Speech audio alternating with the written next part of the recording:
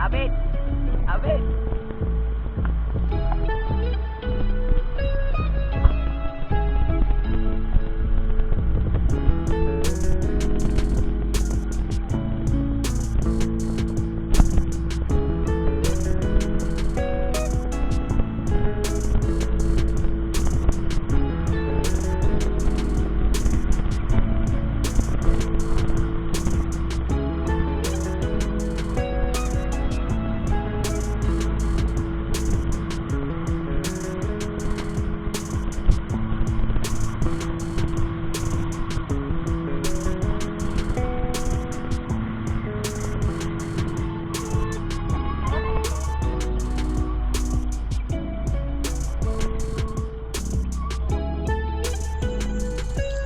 Idol, kailangan mo natin tumabi kasi dadaan yung mga siklista. So may palaro kasi ngayon mga idol dito sa Nangapugan.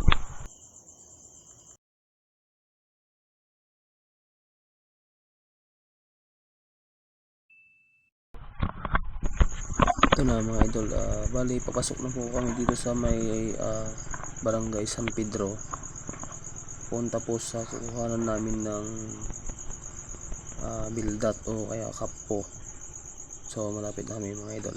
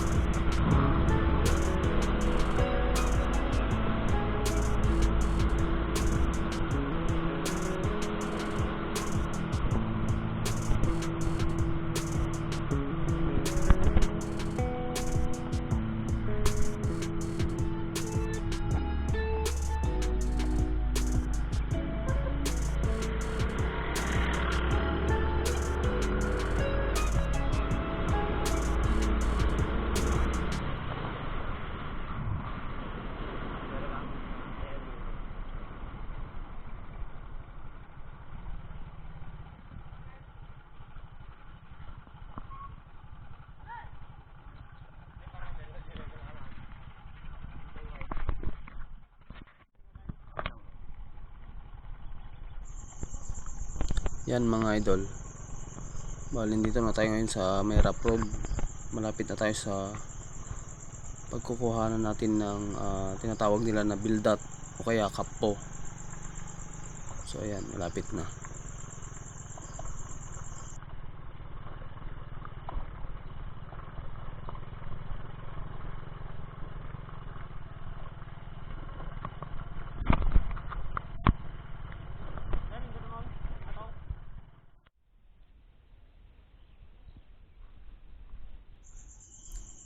Yan na mga idol, nandito na kami. Ang lawak na kabukiran. So nauna yung mga kasama ko. Barangay San Pedro. Yan, lawak na pala yan. San Pedro, San Quintin. So dito kami kukuha idol ng mga Beldat. Ito po yung tsura niya. Yan. Bali nakalublob po yan sa mga putikan. Nakatagilid po sila. Pero ingat lang mga idol kasi nakakasugat po yung kanyang shell.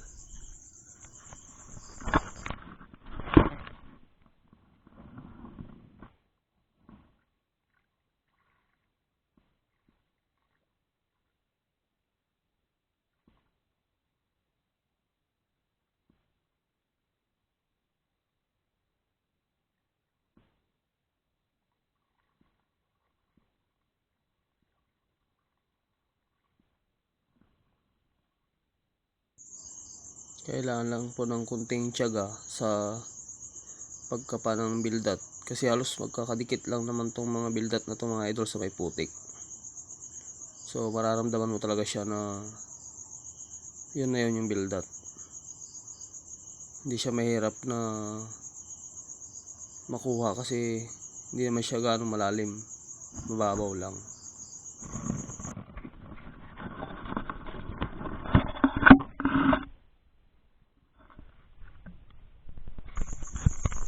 Yan mga idol, humihingi po ako ng inyong suporta gaya po ng pagsuporta nyo sa akin. Ito po yung nasa screen po ninyo, yung YouTube channel ng aking pamangkin saka aking pinsan. So yun po mga idol, maraming salamat po sa inyong suporta.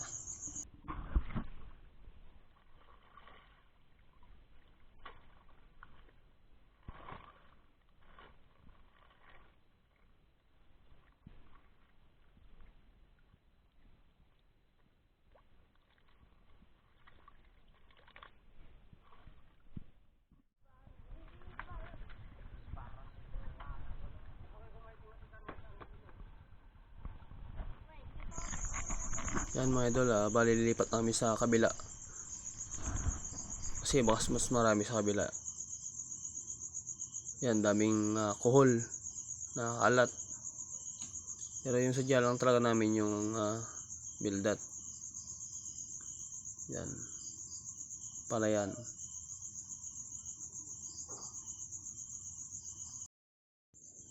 Tulad nito mga idol, kikita mong putikan, pero pag kinapa mo yan mga idol, may makukuha talaga dyan na Beldat. O yan, tulad nyan. Pero pagka hindi mo kinapa, tinitignan mo lang sa ibabaw, hindi mo talaga makikita siya kasi nakalublob po sila sa may putik. Mababaw lang naman.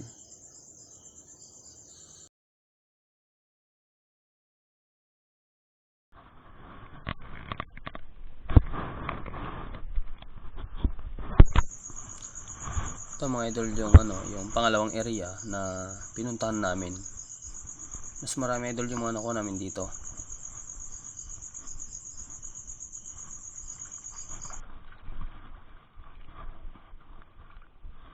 Nagano, ti Beldat. Aba.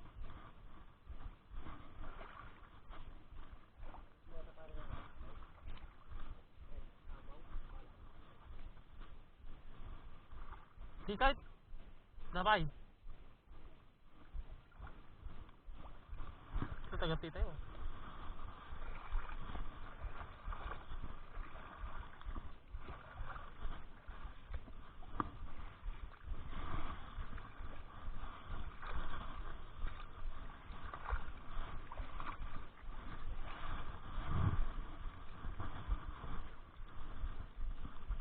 Mabagas po.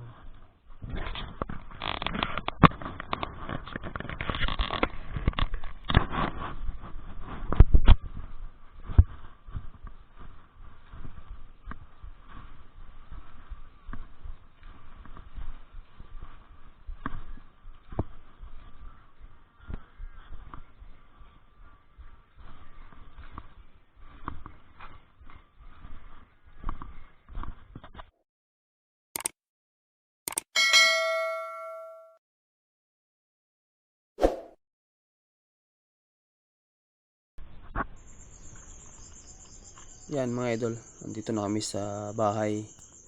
So kailangan natin maglagay ng tubig sa may batya para malinisan natin yung nakuha natin Beldat. So yan, madami rin kami nakuha mga idol.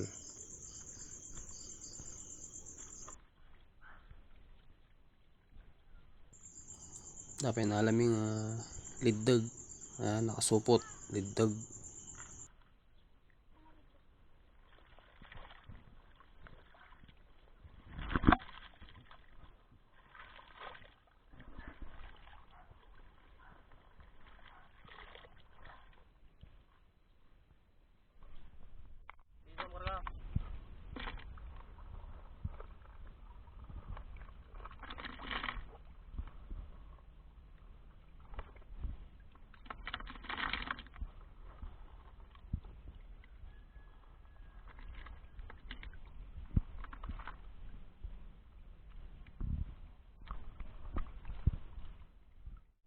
yung aming nakuhang Beldat. Halos isang timba. Dami. Yan mga idol, halos napuno namin yung yung 16 liters na timba.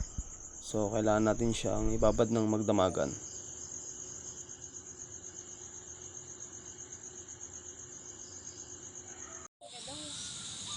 Yan, kailangan natin magpakulo ng tubig na mainit. Pwede rin po siyang direkta. Basta importante lang po, mapabukan natin yung ating nakuhang Beldat. So yan, lagyan natin mga idol.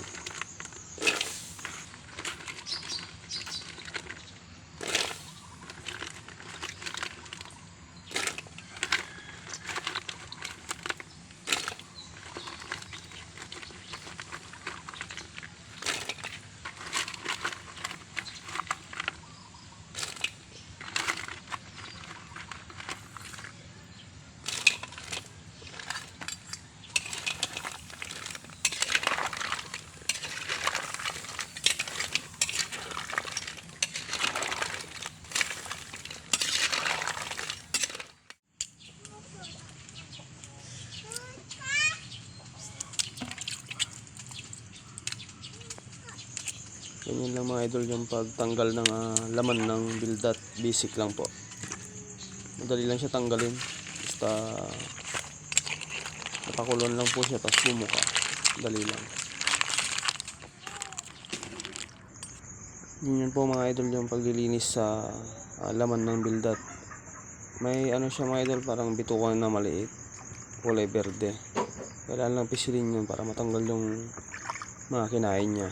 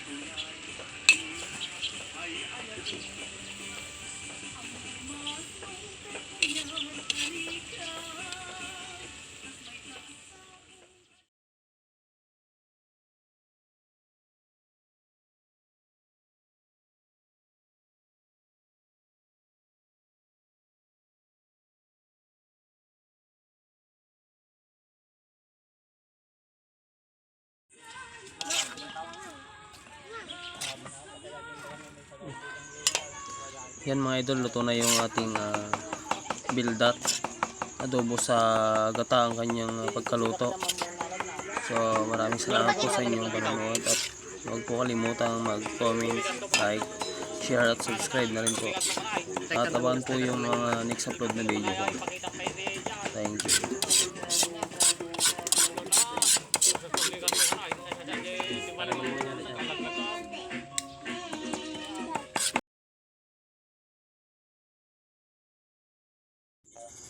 Shout out po pala sa mga pangalan na nakalagay sa inyong screen na nakikita nyo. So shout out po sa inyong lahat. Maraming salamat po.